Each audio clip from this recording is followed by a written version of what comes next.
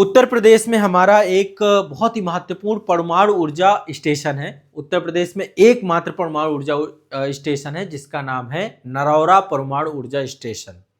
ठीक है, नरौरा परमाणु ऊर्जा स्टेशन। ये नरौरा कहाँ पड़ता है? बुलंदशहर में। बुलंदशहर है आपका। अभी हाल ही में इससे जुड़ा हुआ एक करंट अफेयर्स भी है। पहले तो मैं एक बार नरौरा के बारे में आपको बता देता हूँ और फिर इसका करंट अफेयर्स बताता हूँ। देखिए, ये जो नरौरा परमाणु ऊर्जा स्टेशन है बुलंदशहर जिला में है और गंगा नदी के तट पर अवस्थित है। कौन संचालित कर रहा है इसको? भारत का परमाणु ऊर्जा निगम लिमिटेड, उसके द्वारा ही। एनपीसीआईएल है, उसके द्वारा ही। भारत सरकार का एक परमाणु ऊर्जा विभाग है, उसी के अंतर्गत एक संस्था है भारतीय परमाणु ऊर्जा निगम लिमिटेड, उसके द्वारा ही किया जाता है। यहाँ पे दाबयुक्त भारी जल रिएक्टर्स हैं और लगभग 220 मेगावाट क्षमता यहाँ पे 2 रिएक्टर बनाए गए। तो टोटल इसकी क्षमता कितनी है? ये 220 मेगावाट का, ये 220 मेगावाट का, तो 440 मेगावाट क्षमता का यहाँ पे जो है आपका परमाणु ऊर्जा संयंत्र है। अभी हाल ही में इसके द्वारा एक विशेष पहल इस्टेब्लिशमेंट की गई और उत्तर प्रदेश में आप समझिए एक विशेष पहचान के तौर पे भी आप इसको देख सकते हैं। ये नरौरा का परमाणु ऊर्जा संयंत्र है। और भारत में भी आप देखिए, हम लगातार नवीकरणीय ऊर्जा की बात कर रहे हैं, उस डायरेक्शन में आगे बढ़ रहे हैं। तो नरौरा परमाणु ऊर्जा जो आपका स्टेशन है, इसके द्वारा भी हाल ही में एक नई पहल चालू की गई जिसका नाम है निक्षय मित्र पहल। निक्षय मित्र पहल, क्षय रोग आप जानते हैं, ट्यूबरकुलोसिस, है ना, जो अभी इसके आप ये समझिए कि बहुत बड़ी संख्या में भारत में टीबी के मरीज हैं। तो अभी नरौरा परमाणु ऊर्जा स्टेशन के द्वारा निक्षय मित्र पहल के तहत 7,970 टीबी के रोगियों को गोद लिया गया है, इसलिए काफी चर्चा में था नरौरा। और भारत को टीबी मुक्त बनाना है, इसको लेकर के सरकार क्या कोशिश थी कि 2025 में भारत को टीबी मुक्त बना दिया जाएगा और इसमें सामुदायिक सहभागिता की बहुत जरूरी है।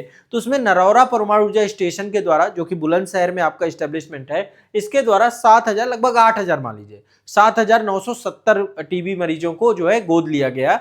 और गोद लेने के बाद देखिए, हमारा अल्टीमेट उद्देश्य है, भारत सरकार ने एक कार्यक्रम चालू किया है जिसका नाम है राष्ट्रीय क्षय रोग उन्मूलन कार्यक्रम, एनटीईपी, है ना, 2022 में शुरू किया गया था। और अल्टीमेट उद्देश्य है कि भारत से पूरी तरीके से टीबी खत्म कर देना है।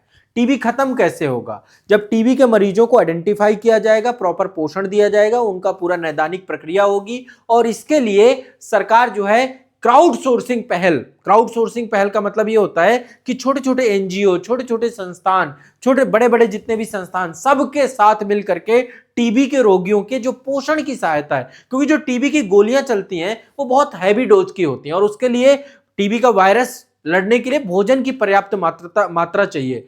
देखिए, टीबी का मरीज जैसे जैसे क्योर होता है उसकी भूख बढ़ने लग जाती है, तो उसको प्रॉपर पोषण चाहिए, है ना।